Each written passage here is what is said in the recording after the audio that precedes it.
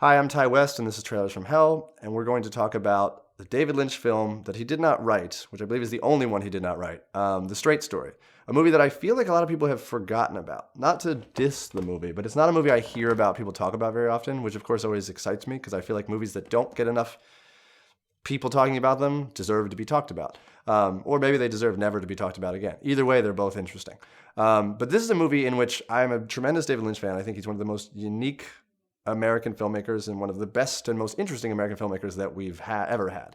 I'm fascinated by him on a artist level, on a weird personal level, with like how his life is part of his art and everything. He's just a very incredibly fascinating, strange when compared to the way the industry works, individual. And to me, as a filmmaker, that's very exciting. And then along comes The Straight Story, a movie he didn't write, about a guy going to see his brother on a lawnmower, which is so strange of a concept for a movie. It's actually the kind of concept that would just never be turned into a movie, because people are like, and then what happens? But in fact, this movie, that is what happens.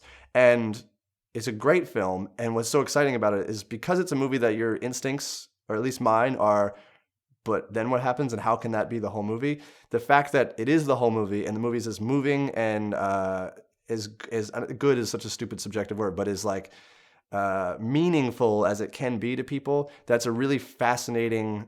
I've heard David Lynch say it's one of his most experimental films, which seems odd because his movies are far more surreal and expressionistic normally.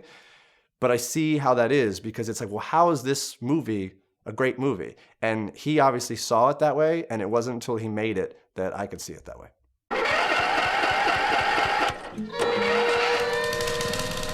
What's cool about this movie is it's at the end of an era when, I don't know, I like to say movies were just like movies. So this movie is about an older guy going to see his brother, and he doesn't have a driver's license, so he's on a lawnmower. And that does seem completely absurd, yet the movie never acknowledges that it's absurd, other than the yokels in the town being like, this is crazy.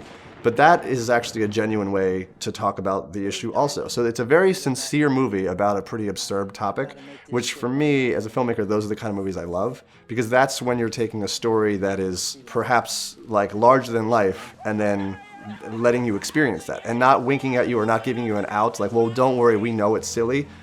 There's never a moment in this movie where it's strange that what he's doing from the filmmaker's point of view. It's completely genuine, which is probably a major testament to David Lynch, because he seems to, maybe it's from the TM or whatever it is, he has a different perspective than a lot of people do on seemingly just existing, which is really fascinating. He's a really interesting person to listen to talk, because he just has a very matter-of-fact way of approaching everything, which is hard for people to do, and he's really good at simplifying it down to exactly what's kind of just happening consciously. That's interesting in its own right, and so when taking a movie like this that is not his typical surreal expressionistic vibe and being a literal story about old age and regrets and, you know, your place in the world, and looking back on it, it's a really fascinating way to look at it. And Richard Farnsworth gives an amazing performance. You know, unfortunately, it's sort of the last one that he gave, but it's a really great film, and I think not enough people watch it.